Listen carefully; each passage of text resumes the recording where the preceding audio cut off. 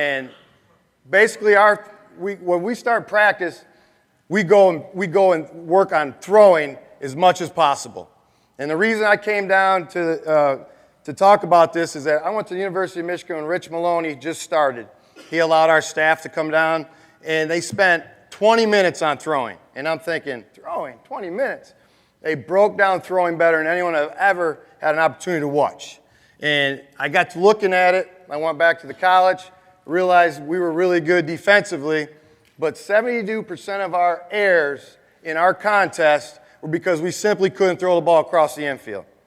We could pick it, we could make great plays, but getting it from A to B, we weren't having a lot of success. So that right there told me, hey, we have to really concentrate on throwing. And you don't want to overanalyze it, but I'm going to kind of go what we do. Obviously, with a four-seam grip, we want to make sure that we try to teach a four-seam. Now, I'm going to talk a little bit high level and a little bit youth. If you can get a four-seam grip, obviously everybody knows that. It's a simple, let it roll out.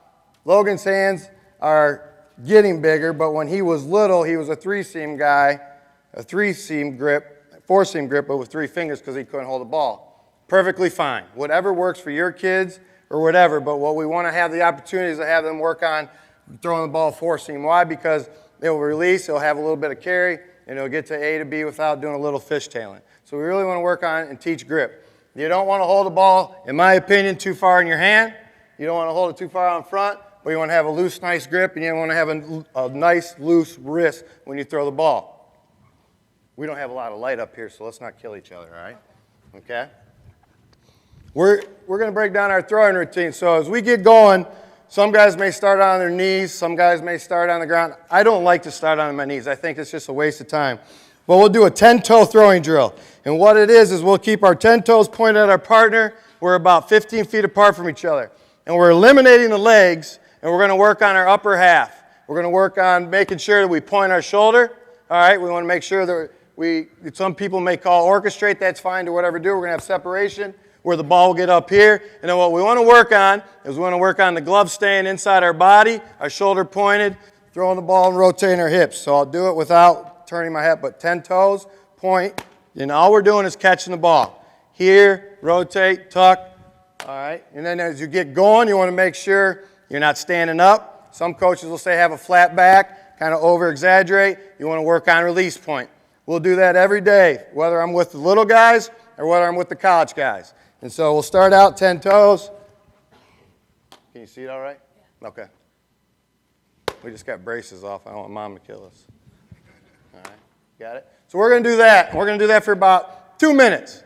And then we're going to back up, and we're going to just play catch. You don't need to back up. We'll tell these guys. Holy hell, you're going to kill me, all right?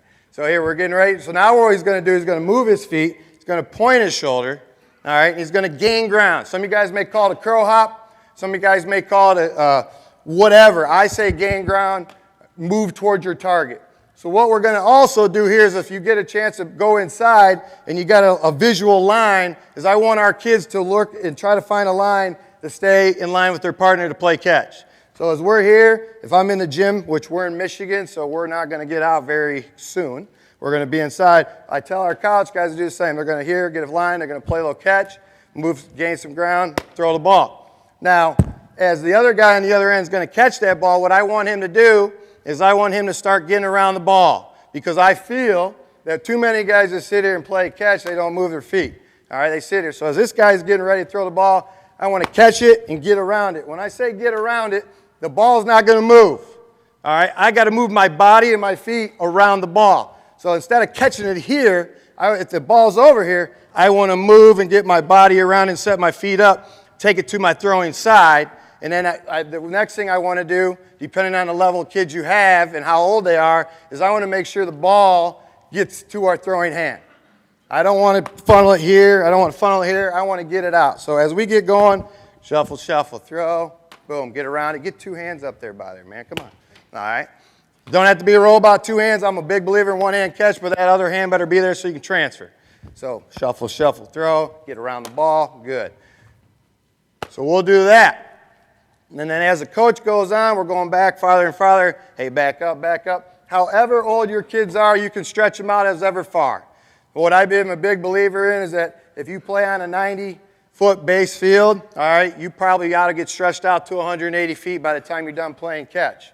If you're a 60-foot, 10U baseball team, get out to 120 feet, okay? Make sure they just don't throw the ball 90 feet. I'll look out sometimes in the college, and we have some really good players, and I hate to say it, but if you don't get on their butts, they can be a little bit lazy.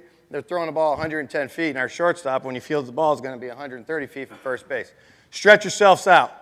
Then we get going, we'll end up getting into a long toss. So we'll finish with a long toss. We'll get a good solid throw. What I'm looking for in a long toss is to really move my feet, point my shoulder, throw the ball. I don't want that thing 100 miles an hour. I want the ball a little bit up in the air. I don't want it to the moon, but I want a really good long stretch, long throw to get it out.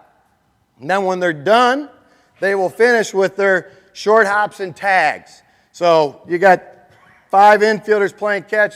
You know, you're always going to have one guy that's always done first because he's loose. All right, he's done.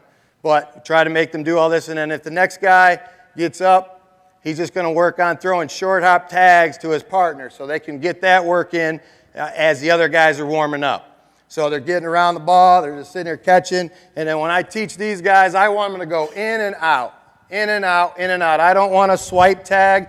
If they're good enough, I'd like to see them catch, drop tag, get it out. But I want their body to be stationary around the bag. So if this is a third baseman, if this is a second baseman, however, they're setting themselves up to how they would receive a throw for a tag in a game, whether this is a cutoff or a stolen base opportunity. So that's where we get our short hop work in there.